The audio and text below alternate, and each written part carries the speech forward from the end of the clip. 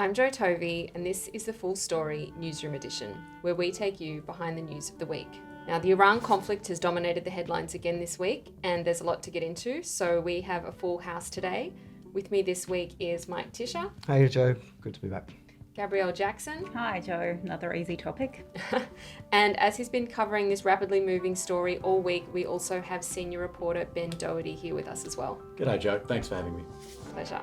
As the second week of the US and Israel's war with Iran draws to a close, with no end in sight, no clear plan for regime change, and civilian deaths mounting, any suggestion that Australia's involvement would be limited to in-principle support has evaporated. Last Friday, The Guardian and other media outlets reported 3 Australians were on the US submarine that torpedoed an Iranian warship, killing 87 people, a sign of the new age of AUKUS cooperation. On Tuesday, the government confirmed we would send surveillance aircraft, missiles, and personnel to the United Arab Emirates. Now, the government says that our involvement here is defensive, it's not offensive. But let's cut through that. Are we at war with Iran? Ben? Yes, we are at war with Iran. I think there's absolutely no doubt. And I do get this these rhetorical contortions that the government is sort of bending itself into. But I think it's really an act of sophistry to pretend we're not. We are sending weapons, we are sending material, we're sending troops to the UAE to assist. As you discussed, there were 3 submariners who were Australians on board the US nuclear submarine, which sank an Iranian warship. Australia plays a role in Pine Gap through intelligence and targeting information, which is coming through there.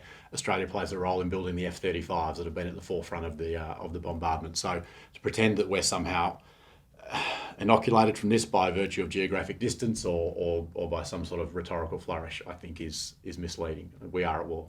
I think that there's been quite a few articles sort of going into the technical notions of what it means to be at war. I think that's less important than the sort of perception and the reality of what we're doing. Like we need to keep it in perspective. Like obviously we're not at war in the sense that the US and Israel are at war. We're not literally dropping bombs on Iran. But rhetoric, we've been very supportive of that, and as Ben says, we are providing a certain amount of logistical backup, if you want to call it that. We're trying to be sort of half in, but not really. Yeah. I don't think that really cuts it. To be honest, we should be upfront about what we're doing. The government should be upfront to the Australian public about to the extent to which we're in, and I think it's they should.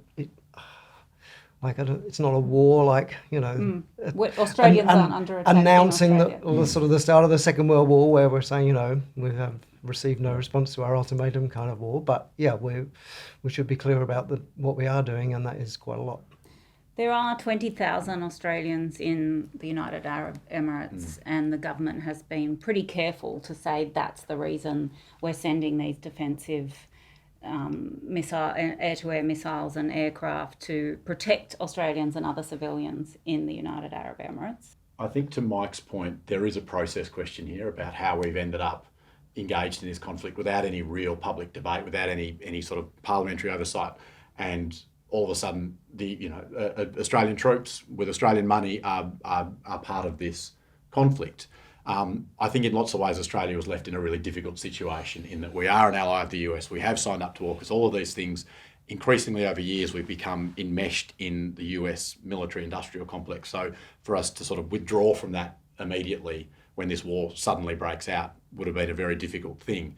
But it does feel a little like the UK, a little like France. We're part of this sort of coalition of the reticent. We're being sort of dragged into this unwillingly. I do think that the UK and France being dragged in has also been interesting. Keir Starmer was quite clear in the beginning, we're not going to let the US use our bases. Then once Cyprus was attacked, they were kind of in a position where they had to say, all right, well, maybe you can use our bases. And that is again different from Australia, being so far away. Just Ben, based on the experts that you've talked to this week about this question, is there a legal distinction, a meaningful distinction between being involved in an offensive or a defensive capacity? Legally not, no. Australia is involved in this conflict and, as we've talked about, we are contributing to it. We are on one side, helping that effort on one side. So we are a part of the war. The distinction, it's kind of a distinction without a difference between this offensive and defensive in legal terms.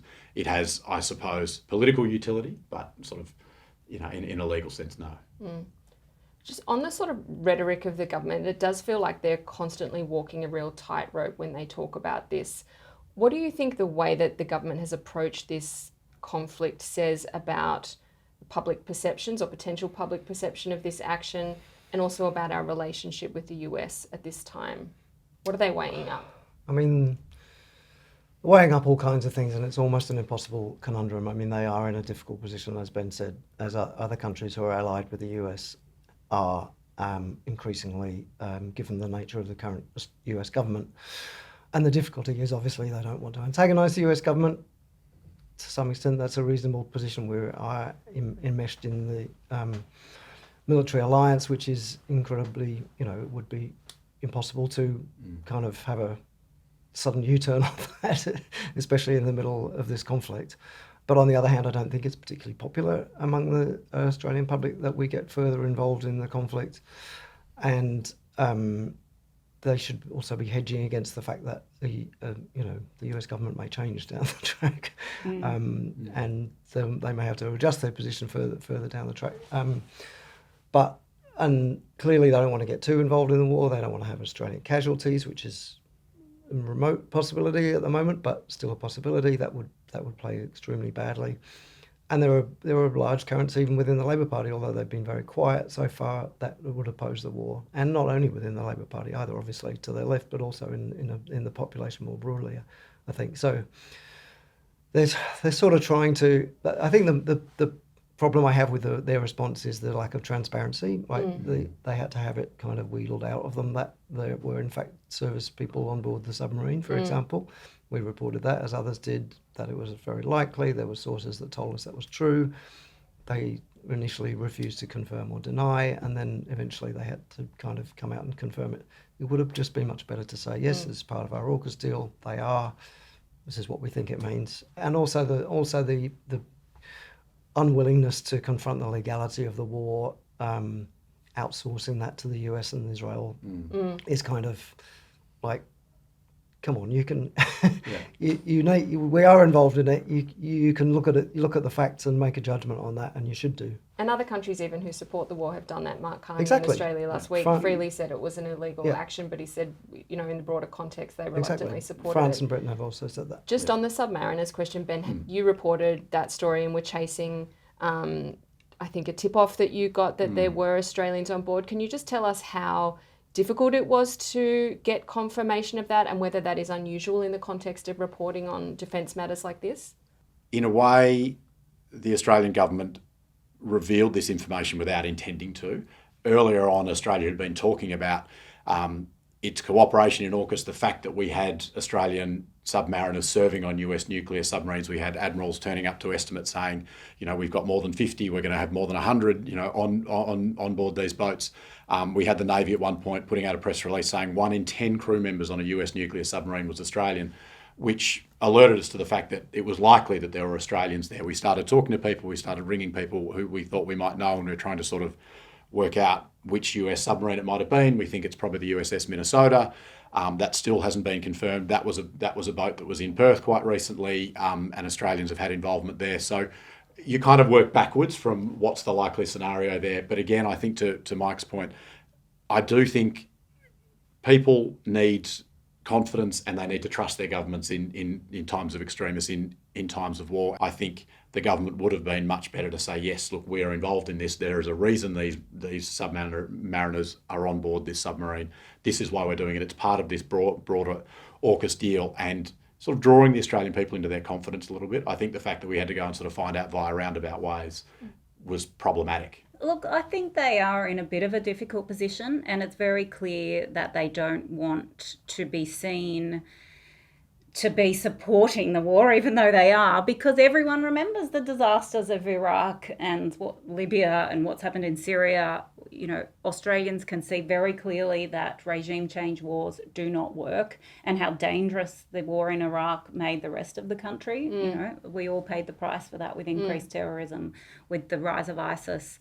It is incredibly unpopular. Penny Wong was very clear and fast to get out and say, we are not the Howard government, this is not Iraq, and we're all left to work out for ourselves that, you know, we are in a, limited combat operation. I don't know if you saw the New Yorker cartoon of the Tolstoy special book. military operation. Instead of war and peace, it says special military operation and peace. No. Tolstoy, but, you know, that's where we are. Yeah. Thanks, Gab. Got the Tolstoy reference. Yeah, appreciate that. I thought that was an interesting observation you made this morning in news conference, Gabs, about the sort of reaction to this among the parliament being further evidence of kind of left-right dichotomies breaking down. The fact that only kind of opposition we've seen to this in the parliament is from on the left, where you might expect it from the Greens, but also Matt Canavan saying that he was very suspicious of, you know, foreign entanglements in the Middle East, echoing some of that sentiment you see from the kind of Trump MAGA base, which are also very, kind of anti-war elements of them in their own way. I think that this conflict is the best example we have of how left and right no longer means anything really when we're talking about politics. You know, there are so many ways that the electorate is splitting and they can't be neatly defined anymore. And I think the fact that Matt Canavan, who has very conservative views on abortion, on climate change, and was a fierce opponent to The Voice, for example, is suddenly on the same page as some leftists. I think it's an interesting thing that we need to think about. In September last year, Anthony Albanese was in UAE signing a strategic partnership with them, where the leaders reaffirmed their shared commitment to peace and stability, emphasising the importance of diplomacy in resolving conflict and the need to respect sovereignty and uphold international law. Not sure how that is working out, but more to the point, I'm not quite sure why we are making such a close relationship with the UAE. It's not a democracy, obviously. It has limited freedom of speech, especially if you're one of the 90% of the population who are migrant workers there. It's been implicated in horrific war crimes in Sudan, particularly. It's also been involved in Yemen, conflicts in Yemen. I'm not sure it's a great actor that we should be getting close to. I don't know if you've got any thoughts about this, Ben, but this does seem to have played a role in our very active support for them, particularly in this, you know, to specifically go to them and play a role in their defence. I mean, they are the country that's been attacked most by Iran in the Gulf for various reasons. So I guess that would be logical, but it also seems to be part of this odd special relationship that we've developed with the UAE. I also think the other element in that is the UAE is a huge customer for Australian weapons. We've sold them $300 million worth of weapons in the last 5 years. They are by far our biggest customer.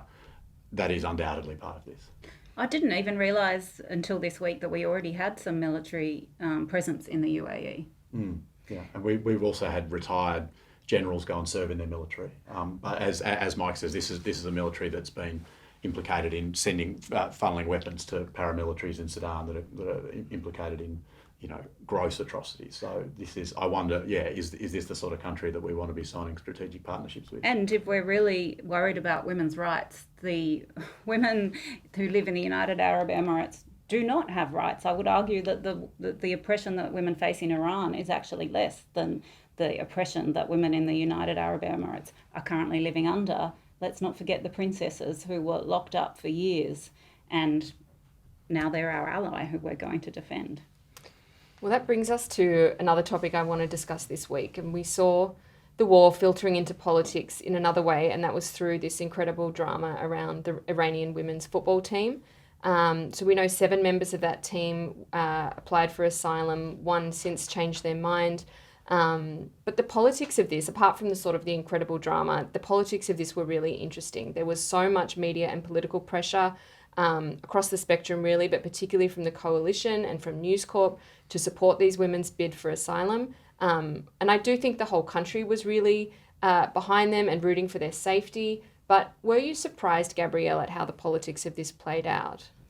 I was more surprised by the media than the politics, I guess. I have to say, I think Tony Burke actually handled the situation quite well. It has become apparent that he was quietly arranging attempts to speak to the women away from their minders to offer them assistance without telling the world about it and without putting it in the front page. And I think he was doing that to protect those women who decided to stay as much as to protect the women who decided to go home. Actively keeping it off the front page is Yes. in fact like trying to sort of really run dead on stories. Yeah, and that's why I think I found some of the coverage quite distasteful in the end. I think there was an element of white saviour complex to some of the coverage, and I think there's 2 points that I would kind of like to make about that. The first is that these women showed incredible courage and bravery. They decided not to sing the national anthem live on television. And that was an act that they will have to live with for the rest of their life. They didn't need, white men coming to save these oppressed women. Of course, women in Iran are oppressed, but Iran is a country full of contradictions and nuances. They have among the most educated women in the world.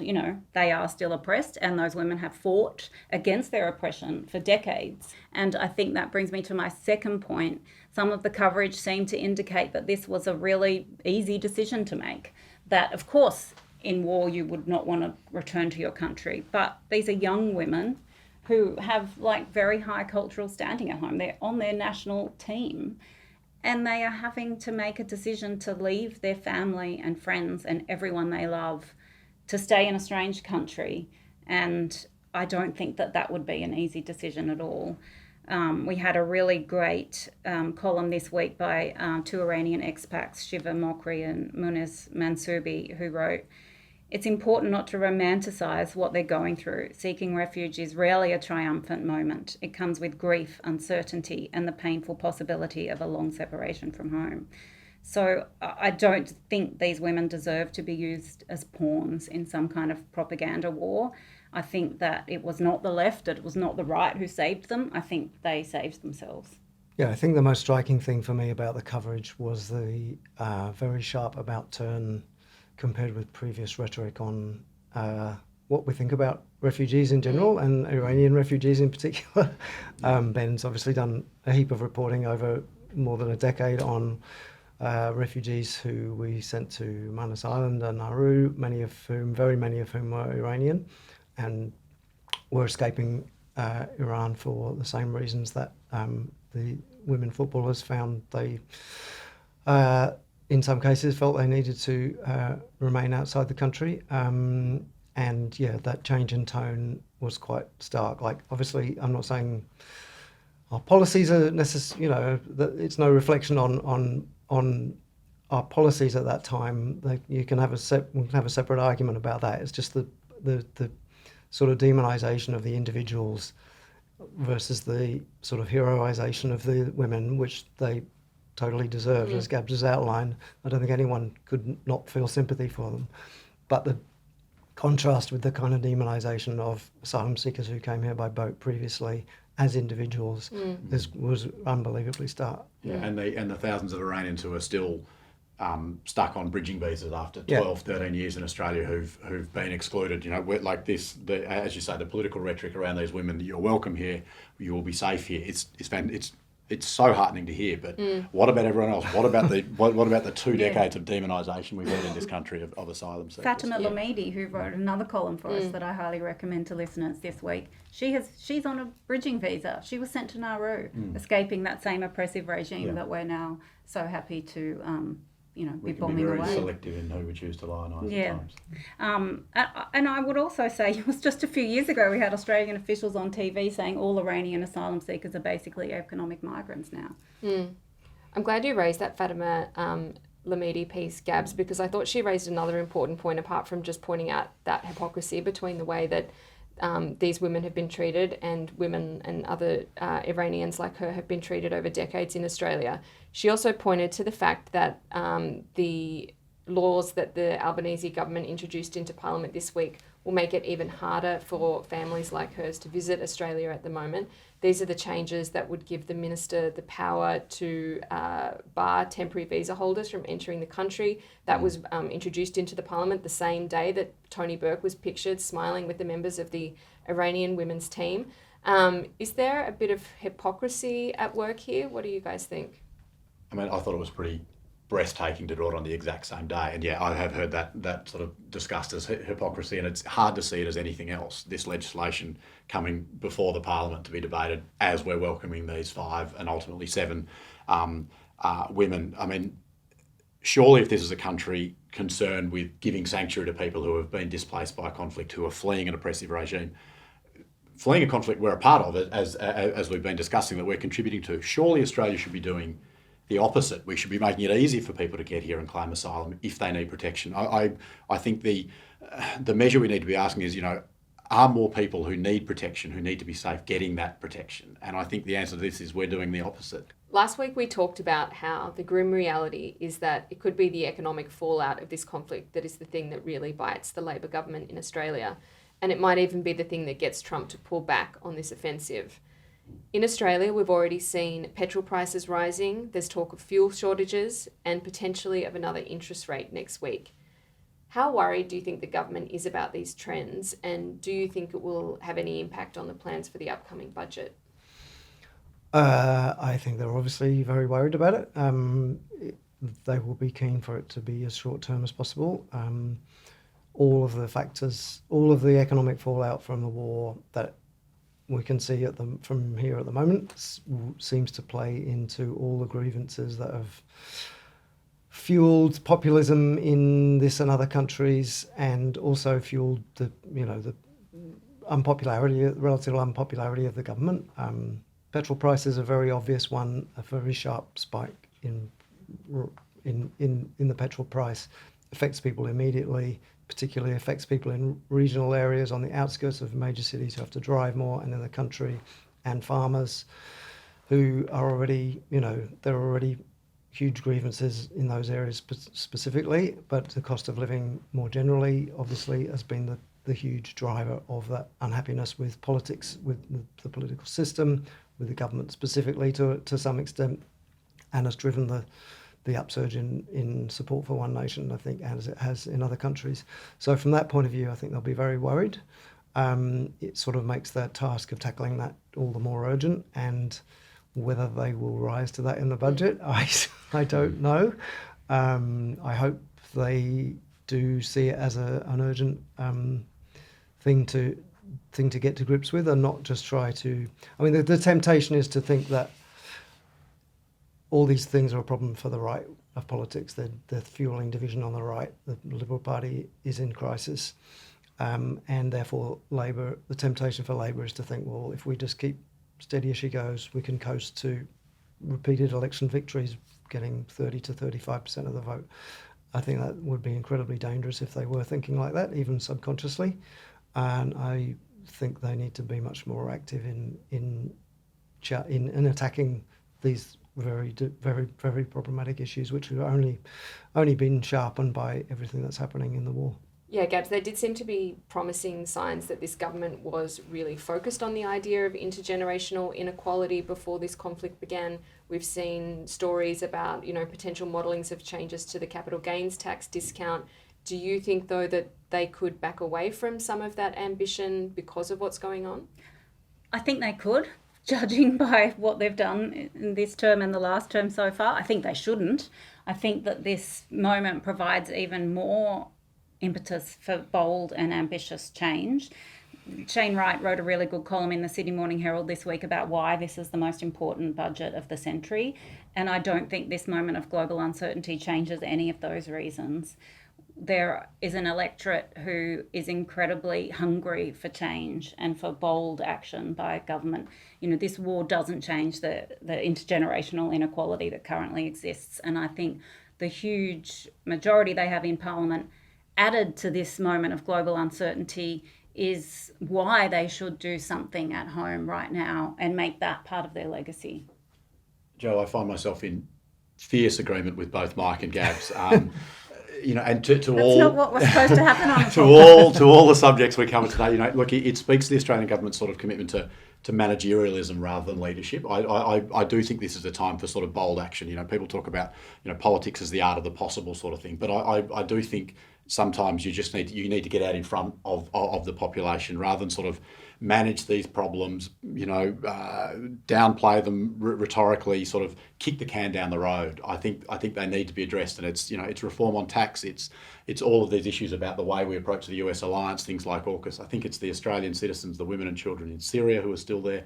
The government just seems to kind of push them off into the distance and try and get through today, and then we'll worry about tomorrow. I do think that longer term vision, as Gab says, like this is a moment to grab that now. I think at times like this, like people need hope, and there is going to be no hope by just steady as she goes. A bold vision. I think Jim Chalmers is an incredibly good communicator. If Albanese trusted him, I think that he is one person in the government who could get out there and argue for a change that the country needs. And now we turn to the things we can't get out of our head this week. Gabrielle, what was it for you? Mine is this campaign called Resist and Unsubscribe, which Scott Galloway, the American writer, started in February. And I've been thinking about, is that really going to make a difference, But I do like the idea that in times of, terrible, terrible world events, and as we feel like AI is taking out of our lives, there are little acts of resistance that we can do. And Rutger Bregman was on Today in Focus this week arguing for the more specific campaign called Quit GPT. And he gave such a rousing argument of why unsubscribing from ChatGPT was an incredibly meaningful thing to do. And I love holding on to the fact that we can do small things to make our future different. Have you quit? I would quit if I was subscribed. There you go. Ben, what about for you? We've talked a lot today about things that are difficult in this country. There's also a lot to celebrate. I showed my kids the movie The Castle, for the first time on the weekend, and they absolutely fell in love with this little snippet of Australia. And I'd forgotten just how charming a film it is, and now my daughter responds to almost any question with, "Tell him he's dreaming."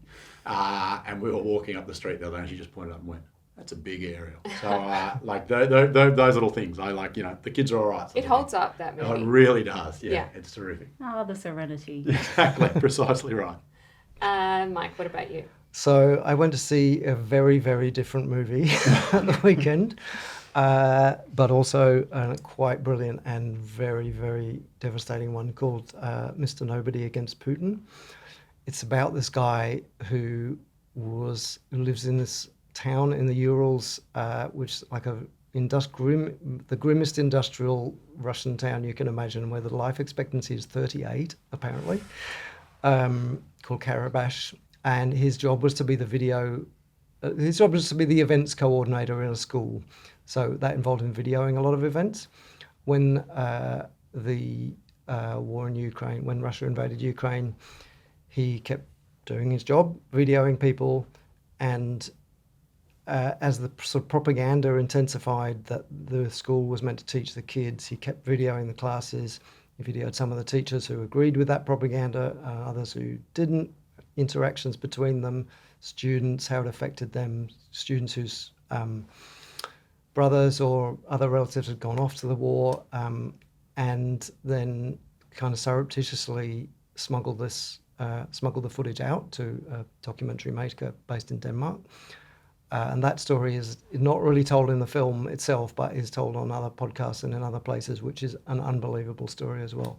Anyway, eventually he had to escape to Turkey, flew to Turkey on the pretense he was going on holiday, and the movie got made. It's in contention for an Oscar. I hope it wins an Oscar. Honestly, my God, it is the most moving, incredible movie. And sorry, I'm getting emotional just thinking about it. But wow. He's like this sort of, it's called Mr. Nobody, and he's like the most obscure guy in this most obscure town, and with a very regular job, but he just kind of found a way to make a point and to do something concrete about the war. So yes, totally recommend that. Amazing. But to Gab's point as well, like that's an act of resistance right there, like an extraordinary thing to do for one man against the might of the Russian propaganda machine. Well, just to lower the tone, I'm sorry to have to follow that. My thing I couldn't get out of my head this week was also Oscar related, but about as dumb as it gets. It was Timothée Chalamet single-handedly destroying his own Oscar campaign this week with an offhand comment that he made about ballet and opera, referring to them in an interview as two art forms that, quote, nobody cares about this anymore, which sort of seemed to galvanise opera lovers and ballet lovers across the world. It went viral on social media. It's just kind of incredible because he was regarded as the Oscar frontrunner this year for his role in Marty Supreme, and now he's really seems to be persona non grata among artists in the film community. So what a stupid thing to say. I know. I'm not going to sit here and defend opera. Some of it is incredibly boring, but ballet, I know. it's magic. And maybe this is why young men never win Best Actor, because they can't keep their mouths shut. But anyway, sorry, Timmy, and great year for Michael B. Jordan. We might have to leave it there. If you want to get in touch with the full story, or if you have a question for us, you can reach us at australia.fullstory@theguardian.com. Thank you for being on the pod this week, Mike. Thanks, and I'm with Timothy. Oh, Mike. Thank you, Gabs. Thanks, Joe. And thank you, Ben. Been a joy, thanks.